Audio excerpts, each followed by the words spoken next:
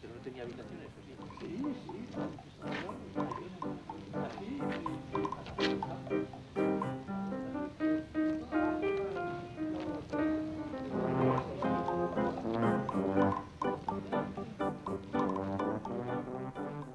Anfang der 20er Jahre begann hier im Studentenheim von Madrid alles für Buñuel, Dalí, García Lorca und ihren Freund José Bello, den alle Pepin nennen.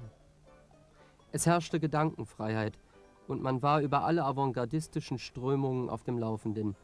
Der 89-jährige Pepin Bello hat mit dem Filmhistoriker Agustín Sánchez Vidal das Wohnheim besucht. Me acuerdo un día que pasaba yo por la habitación de Luis Buñuel. Él tuvo varias habitaciones, pero vivía aquí, vivió una temporada aquí en este piso mío y pasaba yo una noche por su habitación y estaba la puerta abierta y estaba él hablando solo. ¿Y de qué hablaba? Y decía,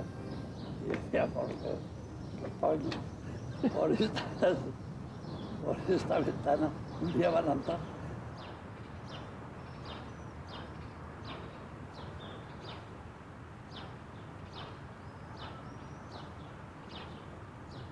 ¿Tú te acuerdas más o menos en qué años fueron viniendo a la residencia cada uno de ellos? Sí, sí. Buñuel vino el 18. Dalí me parece que el 22. Entonces Dalí vino el 22. ¿Y Lorca? Y Lorca el 20. El 20. El 20. El primero fue Buñuel, el segundo Lorca Sí, y el tercero el primero Lorca. yo, vamos. Tú estabas ya en la residencia Yo estaba cuando ya en la ellos residencia, llegaron. ¿Y te acuerdas de cómo se constituyó el grupo? ¿Cómo os fuisteis haciendo amigos vosotros cuatro? Pues fue un poco por mí, que yo fui realmente el que descubrió a Dalí. En este pabellón, en la planta baja, tenía Dalí la habitación. Y una tarde, cuando llevaba muy pocos días viviendo aquí, tenía la puerta abierta y yo pasé por delante de la habitación. Y tenía la mesa y el suelo lleno de papeles. Y entré. Y dije, ¿qué haces? Y dijo, estoy aquí dibujando.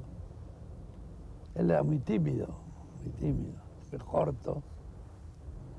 Y yo subí de los dibujos. Y vi que los dibujos eran fenomenales. Los dibujos eran fenomenales, magníficos. Y se lo dije a los amigos de, oye, el catalán ese tiene unos dibujos que da miedo verlos, unos dibujos estupendos. Digo, y de cuadros también he visto alguna cosa pintada y está muy bien. Pues vamos, pues hay que entrar en su habitación. Yo digo, sí, pues nada, decididamente. Y ya irrumpimos. En la habitación de Dalí. Pero es en la habitación de Dalí. Y él aún con su timidez y eso. Pero en fin, como le elogiamos los dibujos y nos gustaron mucho y tal, pues ya se estableció. Se abrió y se abrió ya se estableció un contacto, ya una intimidad, un mutuo aprecio. Y ya, de eso en adelante. Ya fuisteis amigos todo el grupo. Y ya fuimos inseparables. Cuando llega Buñuel a la residencia, a esa edad, ¿cómo parecía? ¿Qué hacía? ¿De qué se vestía? ¿Cuál era el aspecto de Buñuel cuando tú lo conoces por primera vez y en los primeros tiempos de la residencia? Era el Buñuel boxeador, el Buñuel púgil. Pues muy deportista. Así es que había, aparte de la vista, había una cierta admiración hacia Luis. Y Luis, pues, era eso. Después no estudiaba nada porque empezó estudiando ciencias naturales. ¿Y cómo vestía Buñuel? Bien, iba bien, correctamente vestido, siempre con unos chalecos de seda o de perlé que le hacía su madre. El que está en el retrato de Dalí, el Buñuel del retrato de Dalí, está con el jersey de su madre. ¿Dalí era ya tan excéntrico en esta época como No, llegaría a no, serlo no, después? ¿O era completamente distinto? ¿Cómo Era era? distinto. Su principal característica era la timidez. La timidez. Él era un hombre tímidamente nato, un nato tímido, un tímido nato, vamos, nato. No se atrevía a nada, a nada. No tenía iniciativa para nada. No sabía leer la hora del reloj. No sabía. Sí, sí, sí. No sabía leer la hora del reloj. No conocía nada de nada, ¿no?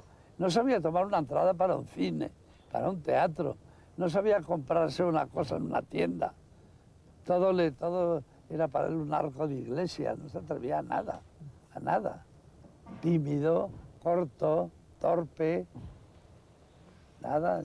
Se atrevía a un almacén y comprar las cosas pocas que hacía, le tenía que acompañar yo, a comprar una chaqueta, a comprarse un jabón, que decían, una pastilla de jabón. No tenía él ni... Siempre mientras estuvo en la residencia fue así. Siempre fue así, siempre. ¿Cómo es posible que dos personas tan sumamente diferentes como Salvador Dalí y Luis Buñuel se convirtieran en amigos e incluso hicieran cosas juntos, ¿no? Pues sí. Yo creo que allí interviene un tercer elemento, que es García Lorca, que es el que los une. García Lorca es el que, por un lado, está con Buñuel y por el otro lado está con Dalí. Y es el que los aproxima. El que los aproxima. Porque a Buñuel, yo creo que de todo el grupo, era el que menos le interesaba el arte. A Buñuel. ¿De qué hablabais? ¿Sobre qué os ocupabais y qué hacíais? Pues hombre, mucho literatura y arte. Literatura y arte es lo que hablábamos más. De literatura y arte es lo que más hablábamos. De política nunca. Y cuando ves películas como, por ejemplo, Un perro andaluz, ¿qué cosas reconoces como pertenecientes al grupo de la residencia? Ahí es curioso, ahí lo reconozco todo. Todo, Todo. por ejemplo. Todo. No hay ejemplo que valga. Es un hálito que vuela, es un clima que me habla. Estoy totalmente inmerso en él. Para ti, Un perro andaluz podría ser una película de la residencia. Podría ser una película de la residencia. ¿Y La Edad de Oro es lo mismo? No tanto. Más El perro andaluz. Cuando ves, por ejemplo, el ojo cortado de Un perro andaluz, ¿en qué te recuerda algo en concreto? No me recuerda al perro andaluz y el latigazo del perro andaluz. Ese es el verdadero latigazo. El latigazo que le da al público él, para empezar, es esa imagen que es de las cosas más gordas que ha visto en el cine. Eso vamos.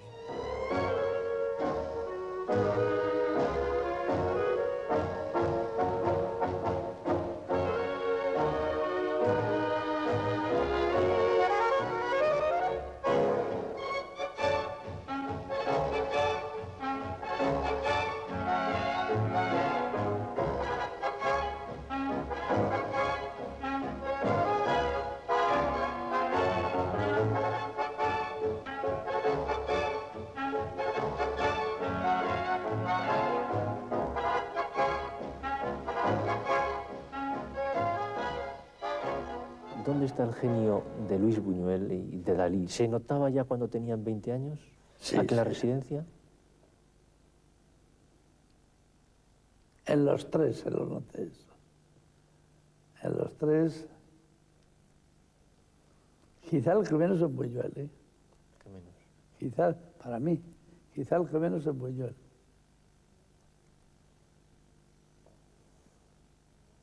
Prometía más lo que iba a ser Federico y Dalí que lo que iba a ser Luis Buñuel.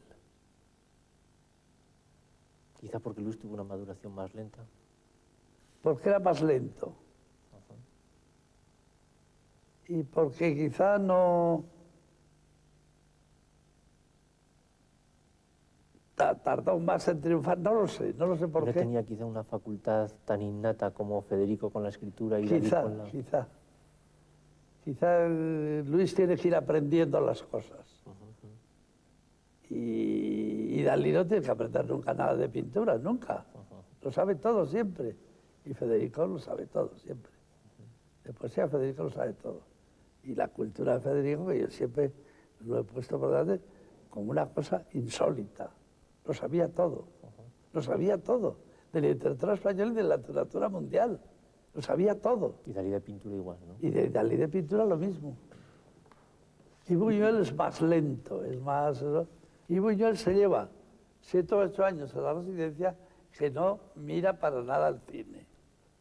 Claro. Tiene que irse a París para que se le abra ese mundo y empieza con el cine.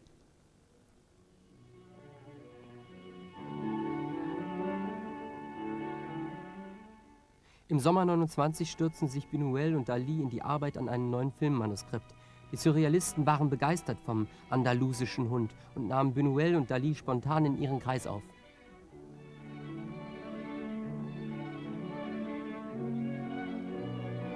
Der Vicomte Charles de Noailles und seine Frau Marie-Laure, beide filmbegeisterte Kunstliebhaber, wollten diesen neuen Film fördern und verpflichteten sich im November 29 Buñuel regelmäßig ein Honorar zu zahlen. Die beiden luden ihn ein, das Drehbuch in ihrer Villa in Saint-Bernard fertigzustellen.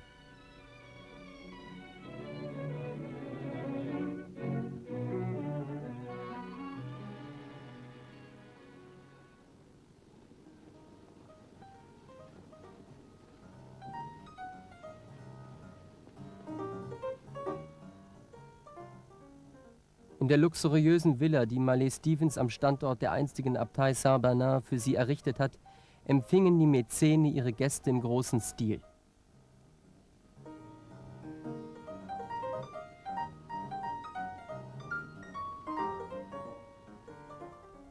Hier begegneten die Spitzen des französischen Adels Schriftstellern und Künstlern von Rang: Jean Cocteau, Christian Bérard, Georges Auric, Francis Poulenc, René Crevel und André Gide. Diese illustre Gesellschaft vertrieb sich die Zeit mit Gymnastik, Schwimmen und Filmen. Hier entstanden 1928 unter der Mitwirkung von Charles und Marie-Laure und ihren Freunden die Kriminalkomödie Bizeps und Juwelen und der Film Die Geheimnisse von Schloss D von Man Ray. Buñuel lebte hier bis zum 20. Januar 1930. Er stellte seine sportliche Begabung zur Schau und schloss mit den Gastgebern Charles und Marie-Laure lebenslänglich Freundschaft. Als das Drehbuch fertig und der Kostenvoranschlag akzeptiert war, der im Übrigen getreulich eingehalten wurde, kehrte Buñuel nach Paris zurück, um Schauspieler auszusuchen und ein Aufnahmeteam zu engagieren. Er informierte seine Gönner regelmäßig über alles. Sie gingen begeistert auf seine Vorschläge ein.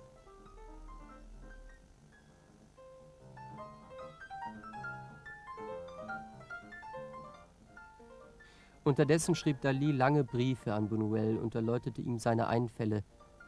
Ein verschwimmendes Gesicht, vor dem eine Vulva erscheint, der halb geöffnete Hosenschlitz des Mannes, sein blutiges Gesicht nach dem Liebesakt, Fingernägel, die während der Liebesszene mit den Zähnen ausgerissen werden.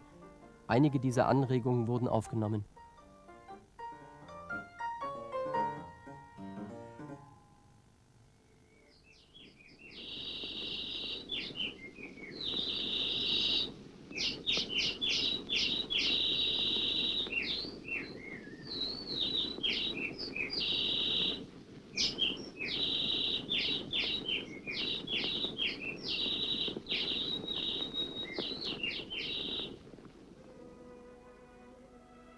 Als Gala auf der Bildfläche erschien, kam es zwischen Buñuel und Dalí zu Spannungen.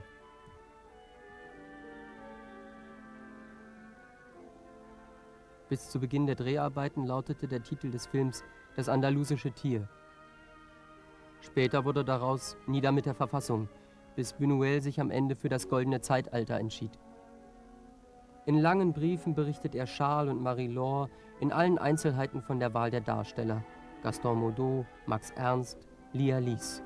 von Problemen mit der Einhaltung des Arbeitsplans, von erfolgreichen Einsparungen, von der geplanten Vertonung. Die Außenaufnahmen wurden Anfang April in Cap de Crius in der Nähe von Cadac gedreht.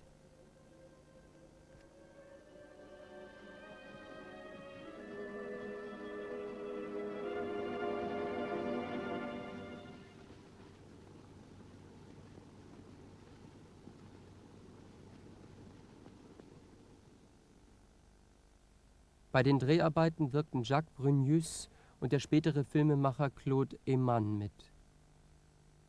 Comment se comportait Buñuel avec les acteurs?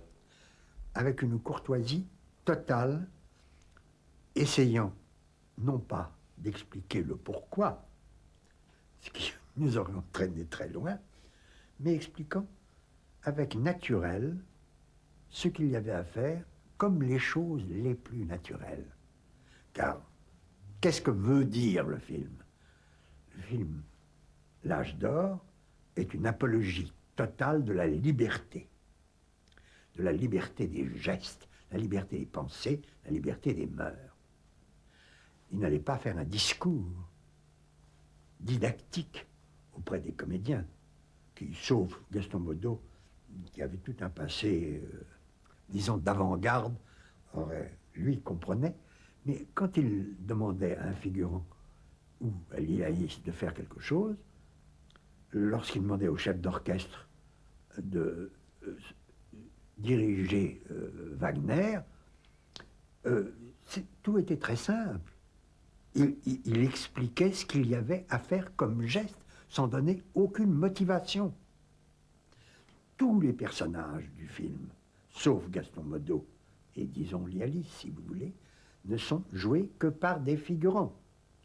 Mais en dehors de ses amis personnels, dont je vous dis un certain nombre sont connus comme peintres, sculpteurs ou autres, plus quelques jeunes femmes écrivains ou compagnes déjà de surréalistes, le reste était joué par n'importe qui, car, pour répondre à votre question, n'importe qui pouvait jouer dans un film de Buñuel, compte tenu de la façon dont il les dirigeait.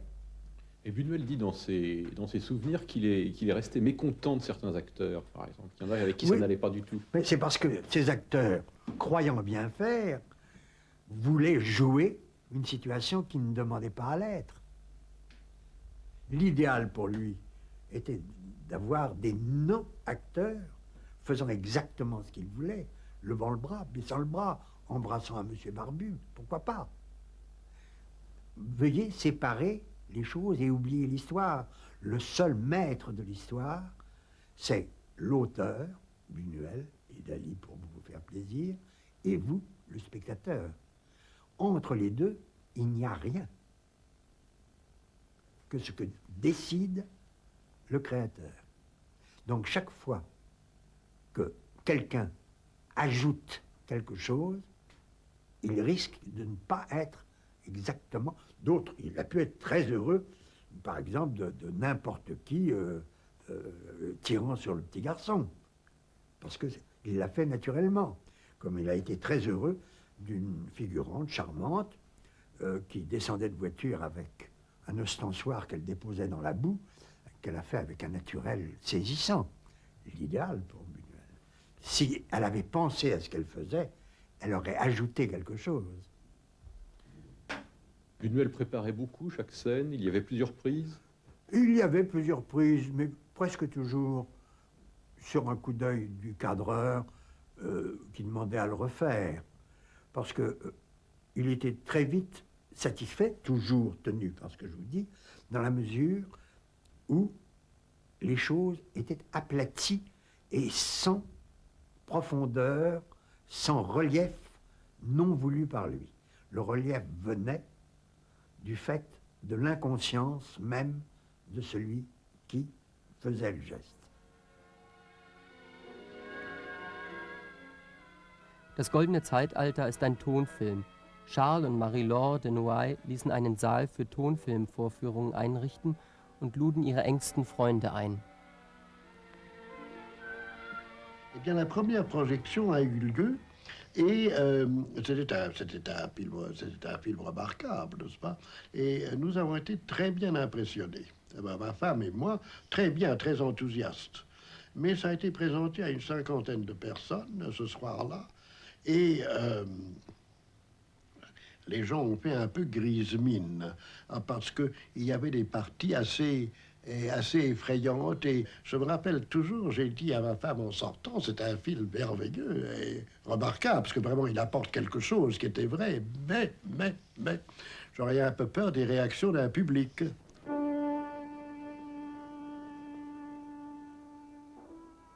Am 1. Oktober 1930 wurde der Film Das Goldene Zeitalter freigegeben. Am 22. Oktober fand im Panthéon in Paris eine private Uraufführung statt. Charles und Marie-Laure de Noailles hatten selber die Sitzordnung gemacht und alles eingeladen, was Rang und Namen hatte. Befreundete Aristokraten und Künstler wie Pablo Picasso, Jean Cocteau, André Gide, Paul Valéry, Drieux-La Rochelle, André Malraux, Darius Milhaud, Karl Dreyer und natürlich alle Surrealisten. Sie gaben ein unter der Ägide von André Breton und Paul Éluard verfasstes Manifest heraus, in dem sie sich rückhaltlos zu dem Film bekannten. Die offizielle Uraufführung fand am 28. November im Pariser Kino Studio 28 statt. André Thirion, einer der jüngsten Surrealisten, war Miturheber des Manifestes.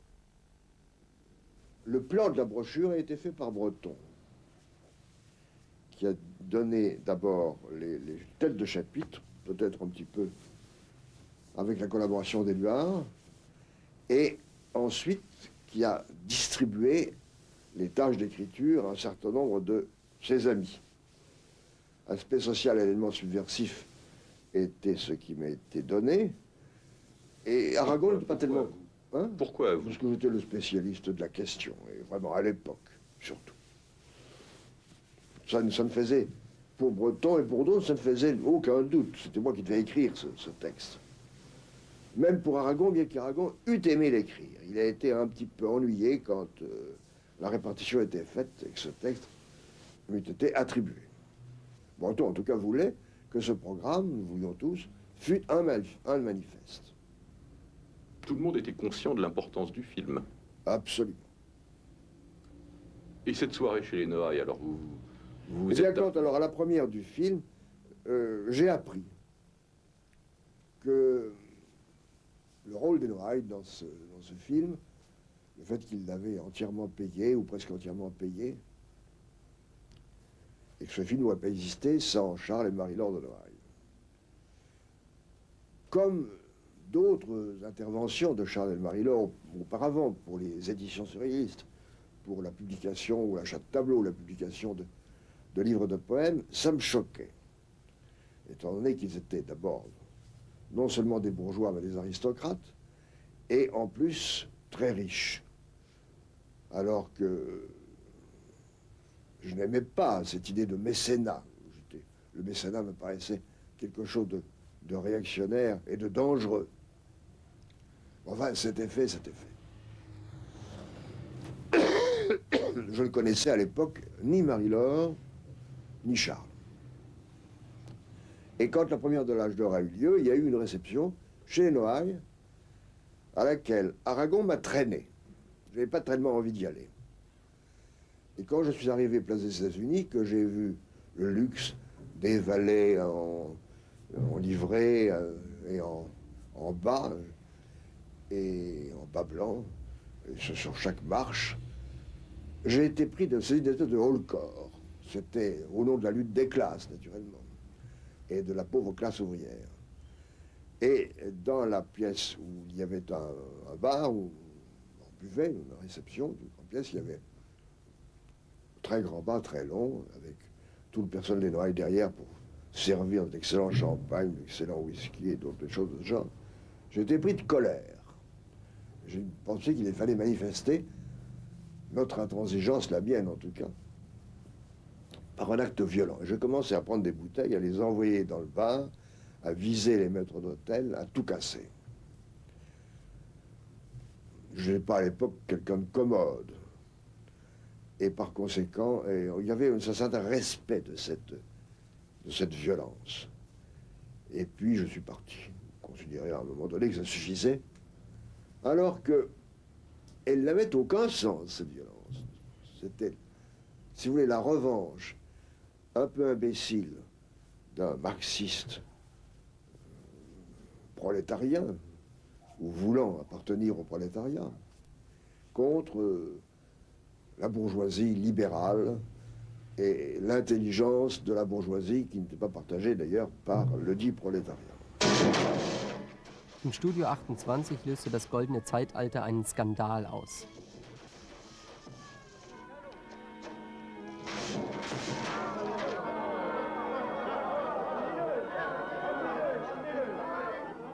Am 3. Dezember stürmten Mitglieder der Liga der Patrioten und eine dubiose antijüdische Vereinigung die Vorführung, besudelten die Filmleinwand, rissen Fotos herunter, zertrümmerten Schaukästen und beschädigten Bilder von Max Ernst, Miro, Tanguy, Dali und Man Ray.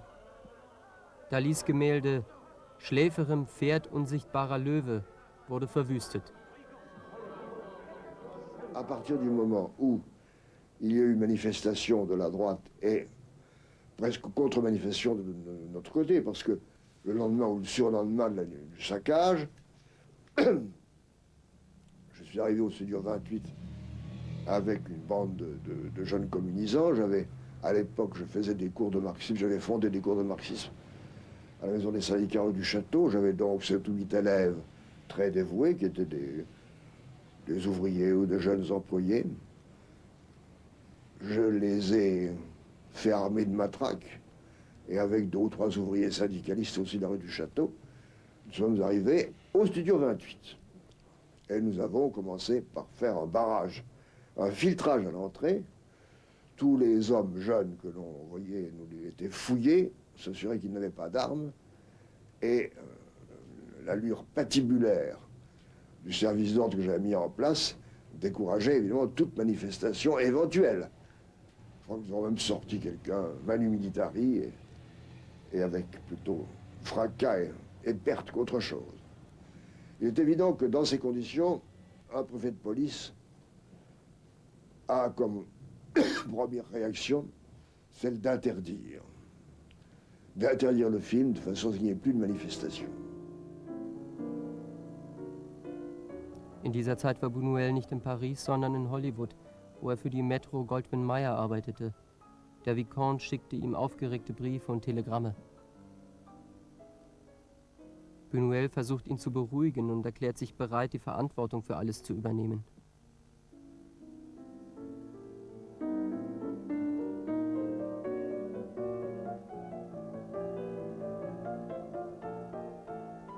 Der Vicomte wünscht vor allem, dass sein Name nicht mehr in den Skandal hineingezogen wird. La presse s'en est saisie, on a parlé d'excommunication, ça a été très mauvais pour eux, parce que naturellement, c'est eux qui l'avaient financé notoirement et qui l'avaient sorti. Et Monsieur de Noailles a dû démissionner du Jockey Club. On lui a dit qu'il serait expulsé, rayé du Jockey Club, sinon. La famille a été dans un état, tout leur entourage a été dans un état consternant, n'est-ce pas? Consterné, je veux dire, une consternation très grande à la suite de ça. Et j'ajoute que à ce moment-là, eux qui avaient tant reçu et si généreusement et tant d'amis, comptaient leurs amis. Il y avait des gens qui avaient décidé que d'abord, ils avaient probablement, comme toujours, ils étaient charmants, brillants, recevant une très belle maison, etc. Donc il y avait, comme il existe toujours, des jalousies cachées, alors qu'ils se sont manifestés. Ça a été très pénible pour eux. Ils ont eu une sorte d'ostracisme social qui a duré pendant certainement 2 ans. Il y avait beaucoup de gens qui disaient, oh, les Noirs, c'est un ménage qu'on ne peut pas voir après ça, n'est-ce pas? Le scandale est trop grand. Im März 32 schlug Buñuel dem Vicomte vor, eine Neufassung von Das Goldene Zeitalter herzustellen und der Zensur unter dem Titel »In den eisigen Wassern des egoistischen Kalküls« vorzuführen. Als guter Katholik willigt Charles de Noailles unter der Bedingung ein, dass auf keinen Fall mehr Christus darin vorkommt.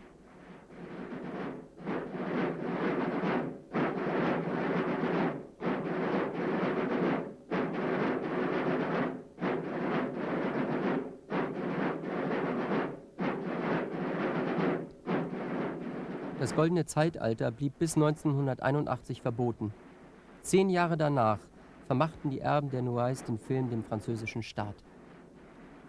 Das demolierte Gemälde von Dali wurde restauriert und vom Sohn des einstigen Direktors des Studio 28 unter einem neuen Titel an das Centre Georges Pompidou verkauft.